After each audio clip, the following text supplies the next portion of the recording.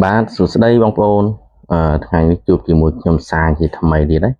ថ្ងៃនេះខ្ញុំមកបង្រៀនបងប្អូនសម្រាប់បងប្អូនដៃថ្មីដែលគាត់មិនទាន់ចេះបដូរឈ្មោះ page ណាហើយសម្រាប់ដែលបងប្អូនយើងគាត់ដៃចាស់គាត់ចេះអស់ហើយអញ្ចឹងគាត់អាចមើលវីដេអូខ្ញុំបន្ថែមក៏បានឬមិនមើលក៏បានហើយវីដេអូនេះខ្ញុំបង្រៀនសម្រាប់អ្នកដៃថ្មីដែលគាត់មិនទាន់ចេះទេហើយគាត់អាចតាមដានវីដេអូរបស់ខ្ញុំបានអញ្ចឹងមុននឹងយើងបដូរឈ្មោះ page បានយើងត្រូវទៅចូលក្នុង Facebook ឥឡូវមកតាមដានទាំងអស់គ្នា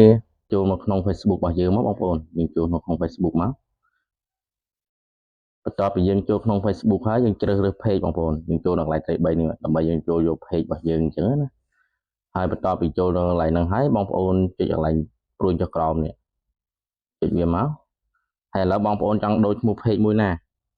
ឧទាហរណ៍ថាខ្ញុំចង់ដូរឈ្មោះ page នេះចុះនេះខ្ញុំដូរឈ្មោះ page មួយនេះណាហ្នឹងហើយយើងចូលលើ page មក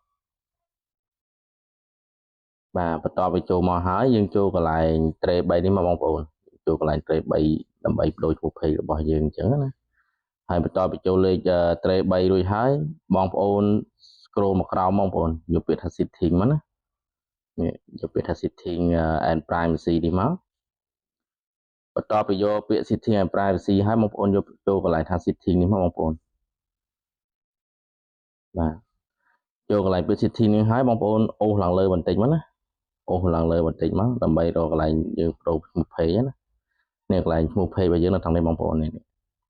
page set up យើងចុចកន្លែង page set up បងប្អូនមិនចេះអង់គ្លេសអាចដាក់ខ្មែរមកឬក៏មើលចំណាំដៃតងជាតិនេះបងប្អូនយើងចុចកន្លែងហ្នឹងមកឃើញបងប្អូនហើយបន្ទាប់ចុចមកយើងចូលឃើញកន្លែង name នេះ name ចូលកន្លែង name យើងបដូរឈ្មោះមកហើយចង់បញ្ជាក់ប្រាប់បងប្អូនយើងបន្តិចបងការបដូរឈ្មោះ page យើងមើលកន្លែងនេះពេលយើងបដូរហើយ60ថ្ងៃក្រោយទៅយើងអាចបដូរឈ្មោះ page បានទៀតបើបងប្អូនចង់បដូរអញ្ចឹងណាសំខាន់ page យើងត្រូវតែមានអាយុកាលយើងដាក់ឈ្មោះពេលយើងបង្កើតហើយយើងដាក់ឈ្មោះរួចរាល់ហើយដល់ពេលយើងចង់បដូរតតែវាបានអាយុ60ថ្ងៃសិនទើបយើងអាចបដូរឈ្មោះ page បានឥឡូវ page ខ្ញុំមិនដែលដូរទេអញ្ចឹងខ្ញុំចូលដូរឈ្មោះ page បងប្អូនមើលយើងចុចកន្លែងហ្នឹងមកឧទាហរណ៍បងប្អូនចង់ដាក់ឈ្មោះអីអញ្ចឹងណាឧទាហរណ៍មកយើងដាក់ឈ្មោះនេះយើងដាក់ឈ្មោះ page អញ្ចឹងមកហើយយើងចុចពាក្យ review change យើងចុចវាមកបាទហើយបន្ទាប់មកយើងចុច submit for apply បាទហើយនេះវាទាមទារកូដជាមួយនឹងដាក់មកខល WhatsApp ពេលខ្លះកន្លែងហ្នឹងវាអាចទាមទារ Gmail ឬក៏លេខទូរស័ព្ទបងប្អូនមើលកន្លែងនេះទៅណាហើយឡើងរបស់ខ្ញុំវាទាមទារជាមួយ WhatsApp អញ្ចឹងខ្ញុំវាយលេខ WhatsApp ចូលសិន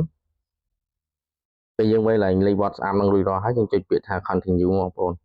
ពេលខ្លះកន្លែងហ្នឹងវាទាមទារ email បងប្អូនពេលខ្លះវាទាមទារ email បើសិនជាបងប្អូនអត់ប្រើ WhatsApp វាទាមទារជាមួយនឹង email បើបងប្អូនអឺមានដាក់ជួនកាលជាមួយលេខទូរស័ព្ទជួនកាល WhatsApp យើងមានលេខទូរស័ព្ទយើងបង្កើត WhatsApp អញ្ចឹងណាហើយឥឡូវយើងដូរបានជោគជ័យហើយឥឡូវយើង refresh បន្តិចមកបងប្អូន